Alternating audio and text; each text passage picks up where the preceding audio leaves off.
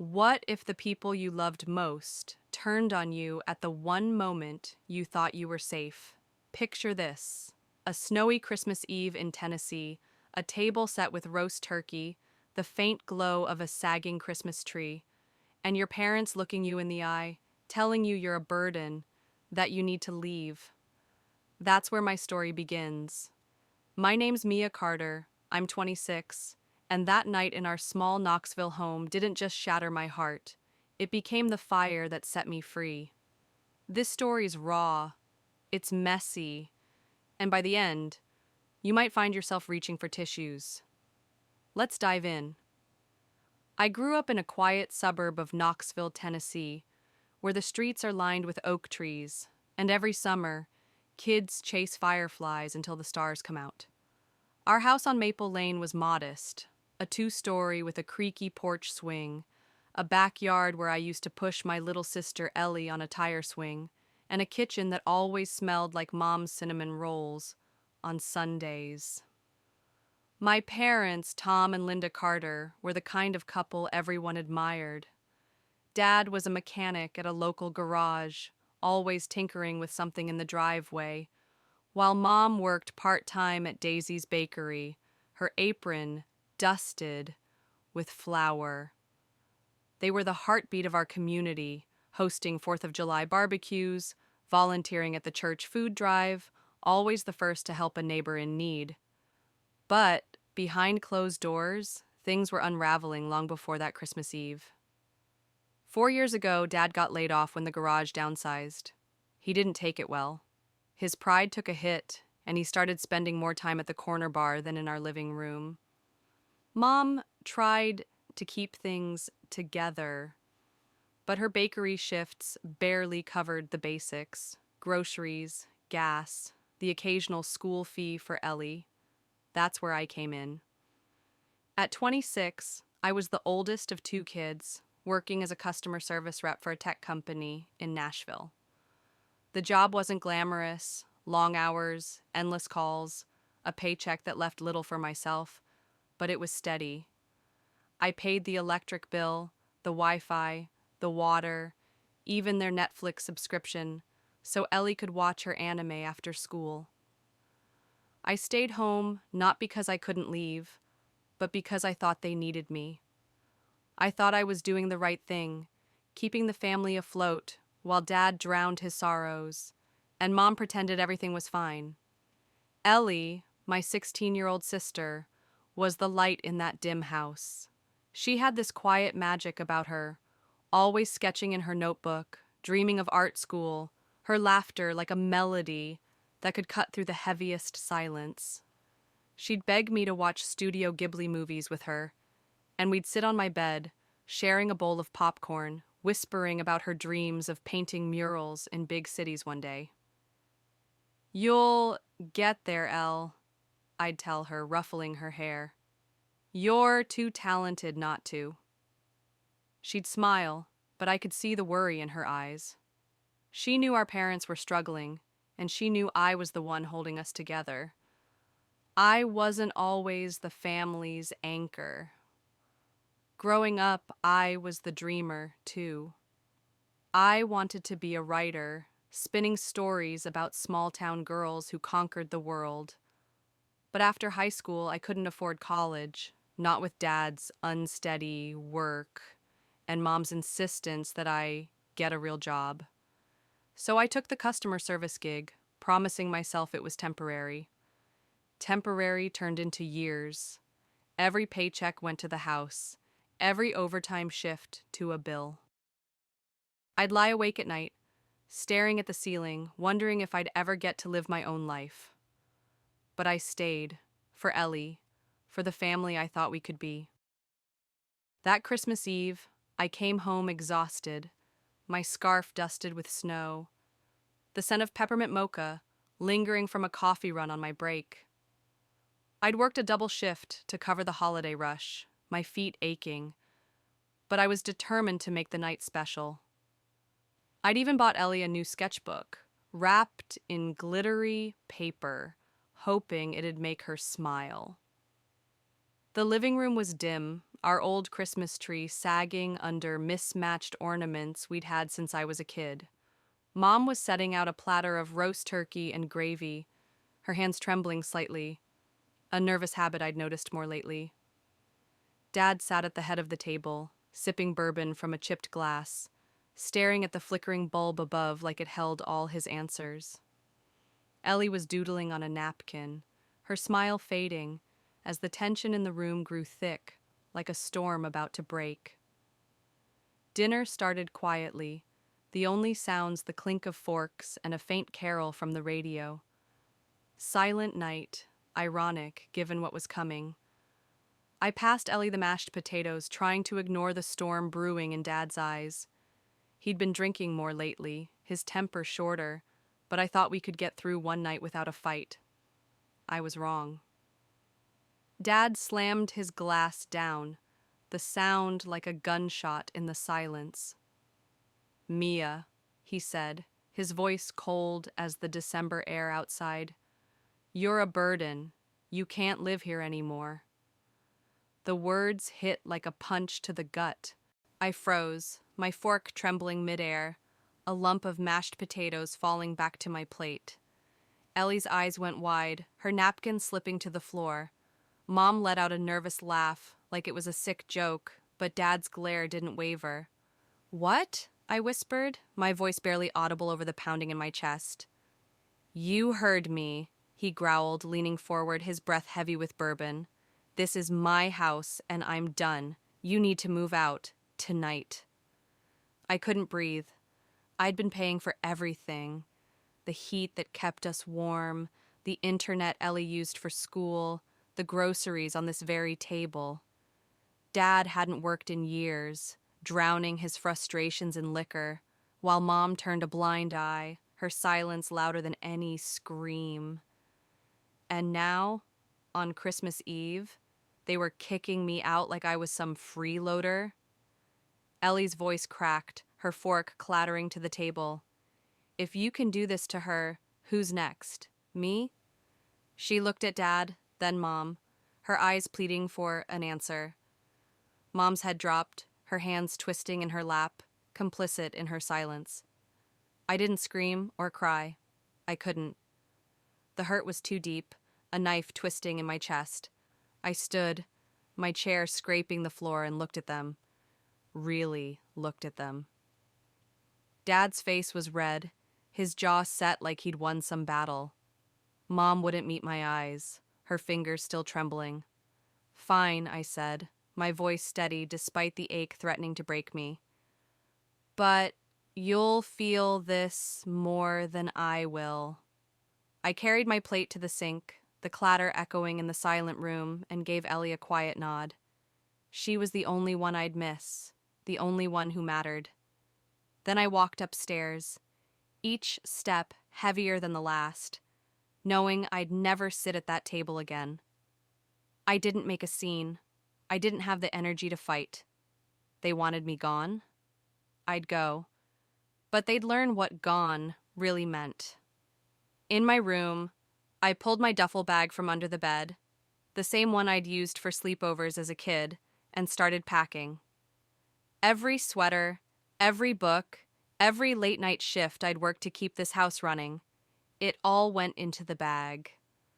The room, that once felt like a sanctuary, with its faded blue walls and the glow-in-the-dark stars Ellie and I had stuck to the ceiling, now felt like a prison.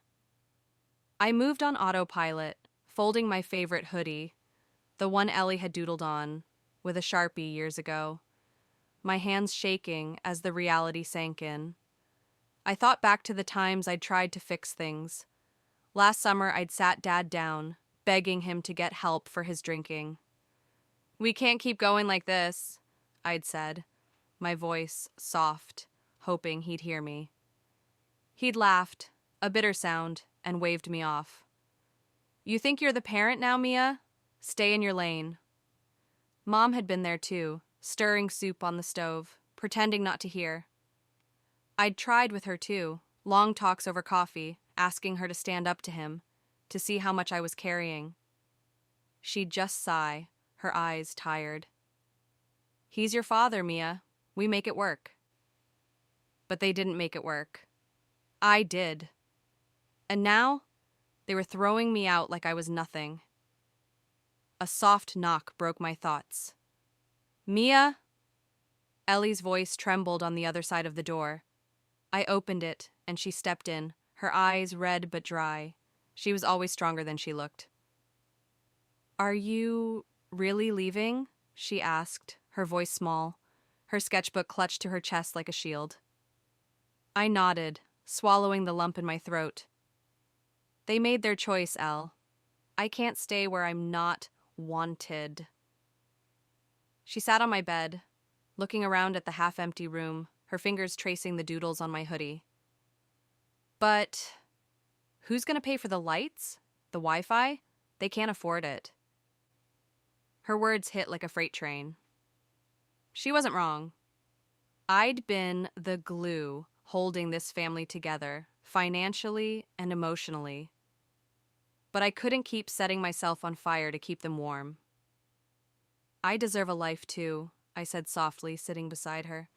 You'll be okay, just hold on a little longer and I'll help you get out when you're ready. You've got art school to think about, right? She nodded, her lip trembling, and threw her arms around me. Text me every day, okay? She whispered, her voice muffled against my shoulder. I promise, I said, hugging her back, my heart breaking for the girl who'd have to stay in this house without me. That night I drove to my coworker Jenna's place, a cozy apartment 15 minutes from work. Jenna and I had bonded over late-night shifts and shared complaints about our boss. She was the kind of friend who'd drop everything for you. When she saw my duffel bag and the exhaustion in my eyes, she didn't ask questions. She just hugged me tight, her curly hair tickling my cheek, and said, "Crash here as long as you need." I settled onto her couch, the cushions smelling faintly of lavender, and pulled out my phone. It was time for the quiet rebellion I'd been planning. One by one, I removed my payment info from every bill tied to that house. Electricity, internet, water, even the streaming apps they binged every night. For years I'd warned them, you need to step up. I can't do this forever. They never listened. Now they'd feel the silence of a house without me. As I hit confirm on the last account, a weight lifted off my shoulders, but it was quickly replaced by a new kind of ache. I wasn't just leaving a house. I was leaving the family I'd fought so hard to keep together. The next morning, I sat at Jenna's kitchen table, sipping coffee while she made pancakes, the smell of maple syrup filling the air. My phone buzzed. A text from Ellie. "Power's out. Dad's yelling." I stared at the message, my heart twisting, but I didn't reply. An hour later, Mom called, her voice frantic. "Mia, what's going on? The Wi-Fi's down, the TV won't work, your dad's losing it." I stayed calm, though my hands shook around the mug. Who do you think paid for all that the last 4 years? Silence stretched on the other end, then a soft, guilty, "You." I hung up, my heart heavy, but resolute. They'd made their bed. Now they had to lie in it. But the fallout was worse than I expected. 3 days later, Ellie texted again. "Dad's trying to get into your bank account." I saw him with Mom's old password notebook. My stomach dropped. I logged into my accounts, and sure enough, multiple failed login attempts, password reset requests, all within the last hour. I changed everything, added two-factor authentication, even linked my accounts to fingerprint ID. But the alerts kept coming, one after another, like a digital siege. Dad wasn't just desperate, he was spiraling. Ellie's next message chilled me to the bone. He's saying, "You'll regret this, Mia." He's scaring me. Last night, he threw a chair at the wall. I called Ellie immediately, my voice steady despite the panic rising in my chest. "Lock your door, Elle. If anything happens, call me right away. I'm handling this."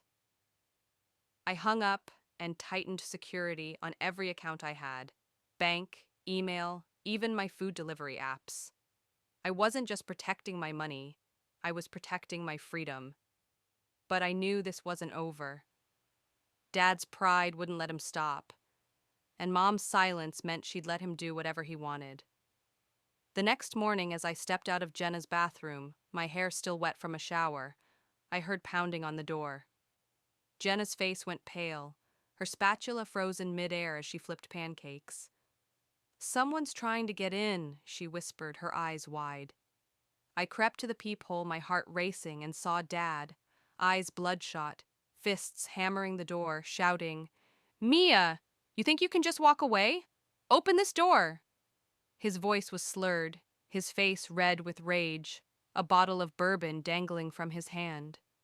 My hands shook, but I didn't hesitate. I dialed 911, my voice steady as I told the dispatcher, "My father's threatening me. He's trying to break into my friend's apartment." Officers arrived within minutes, their sirens cutting through the morning fog like a lifeline. Through the peephole, I watched them confront Dad, their voices firm but calm. "Sir, you need to leave," one said, his hand resting on his holster. Dad lunged toward the door, screaming, "She owes me! I'm her father!" The officers restrained him, cuffs clicking as he shouted, "You'll regret this, Mia, you ungrateful—" His words cut off as they led him to the patrol car, his shouts echoing down the stairwell. Jenna hugged me, her voice shaking. "You okay?" I nodded, though my hands trembled. "He doesn't get to control me anymore," I said, more to myself than to her. But the chaos didn't stop there. A week later, Ellie called, her voice trembling. "Mia, your car. It's outside the house. I saw Mom driving it." I'd left my car parked at Jenna's, but they must have had a spare key I didn't know about. I drove to the house, my dark blue sedan parked out front like a taunt. Inside, I found a grocery receipt with Mom's name, dated days ago, along with an empty coffee cup and a pair of Mom's sneakers. She'd been using my car like it was hers, driving around town while I was fighting to rebuild my life. I knocked on the door, my jaw tight, and Mom answered, her hair tied back, her face pale. "You took my car," I said, not a question. She shrugged, unapologetic. "You weren't using it. I needed to get around." I looked past her, into the living room, and noticed something else. My old laptop, the one I'd used for work, was gone from the bookshelf. "Where's my laptop?" I asked, my voice sharp. She froze, then muttered, "I sold it." We needed the money for Dad's bail. The betrayal hit like a slap. I'd given them everything, my time, my money, my future, and they'd taken more, without a shred of guilt. I called the police again, standing in the driveway as I showed them the receipts, the GPS logs tracking my car's movements, and pressed charges for theft. Mom's face went pale as the officers instructed her to return what was left of my belongings. "Mia, I'm your mother," she pleaded, her voice cracking. I looked at her, my voice cold. "You stopped being my mother when you chose to steal from me." I walked away, my heart heavy but free. Days later, a chilling text from an unknown number lit up my phone. "You'll regret betraying your family." I checked the county jail records. Dad had been released on bail. Posted by an old drinking buddy, a guy named Carl who'd once started a brawl at the bar down the street. Ellie confirmed he was plotting something, his anger now a dangerous flame. "He's been talking to Carl all day," she whispered over the phone. "He said he's going to make you pay." Jenna urged me to leave. "He knows this address. He'll come back," she said, her eyes wide with worry. That night, I moved to another coworker's place, Nora, a kind-hearted graphic designer who'd offered me a spare room months ago. I sent the threatening texts to the police, adding them to my report. I wasn't running. I was fighting to live. A month later, I returned to the house with a police escort to collect the last of my things. The neighborhood was quiet, but I could feel the eyes of nosy neighbors peeking through their curtains. Word had spread. Tom Carter arrested, Linda caught stealing from her own daughter. The Carters weren't the perfect family anymore. Mom sat on the couch, clutching her purse like it was her last lifeline, while Dad glared from the kitchen, a beer can in his hand. I didn't look at them, just packed what remained: scattered photos, old books, a necklace Ellie had made me when she was 10. As I dragged my suitcase downstairs, Mom stood, her voice trembling. "You're just going to leave? After everything?" I turned, my voice steady. "You taught me to walk away when I'm not respected. I learned well." I handed them a copy of a restraining order petition, my hands steady. "One more threat, one more message, and this gets filed. Stay away." Ellie followed me out, her backpack slung over her shoulder. She was ready to leave, too. "I can't stay here anymore," she whispered, her eyes glistening. "I turn 18 next month. I'm done." I hugged her tight, promising I'd help her start over. As we drove away, the house on Maple Lane faded in the rearview mirror, a chapter I was finally closing. 2 years later, Ellie and I have built a life we never thought possible. She's 18 now, studying art at a community college in Nashville, living in the dorms I helped her move into.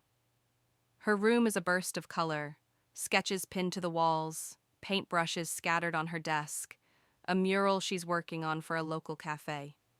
She's thriving, her laughter brighter than ever, her dreams no longer shadowed by our parents' chaos. I've got my own place now, a small apartment with a sunny balcony where I sip coffee every morning, the skyline of Nashville stretching out before me. I started writing again, a blog about resilience that's gained a small but loyal following. Work is better too. I got a promotion, and for the first time, I'm saving for myself, not for a family that never saw my worth. Our parents? They lost the house to unpaid rent 6 months after we left. The last I heard, they'd moved to a rundown complex on the edge of town, a place known for flickering streetlights and sirens at night. They tried to reach out once, through a cousin we barely knew, sending a letter full of blame and pleas for help. "We're your family, Mia," it read. "You can't abandon us." I didn't respond. I'd given them everything once: my time, my money, my heart. Now, I give myself the peace I deserve. But it wasn't always easy. The first few months after leaving, I'd wake up in a panic, thinking I'd hear Dad banging on the door again. Ellie struggled too.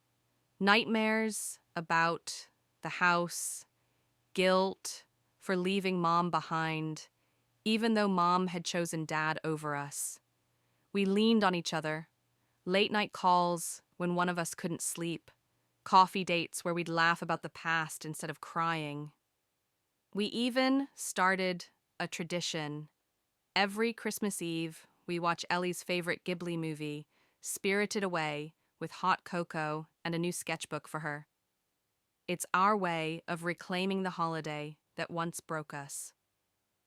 One fall evening, Ellie and I sat by the Tennessee River, the sunset painting the sky in shades of orange and pink, the water shimmering like liquid gold. She squeezed my hand, her voice soft. "If it weren't for you, I wouldn't have believed I could be free." Tears prickled my eyes as I squeezed back. "We didn't need their version of family, Elle. We made our own." I thought about the girl I used to be, scared, selfless to a fault, trapped by duty. I thought about the woman I'd become, strong, independent, unafraid to choose herself. Our story isn't just about walking away. It's about choosing yourself, even when it hurts, even when it means starting over with nothing but a duffel bag and a dream. Mia and Ellie's journey shows us that sometimes the hardest choice is the one that sets you free. You don't have to stay where you're not valued, even if it's family. Happiness isn't about enduring pain, it's about having the courage to build a life that feels like yours. What would you have done in Mia's shoes? Have you ever had to walk away from someone you love to find your peace? Drop your story in the comments. I'm reading every single one. If this story moved you, hit that like button, share it with someone who needs to hear it, and subscribe for more real, raw stories every week. Let's keep spreading hope, one story at a time.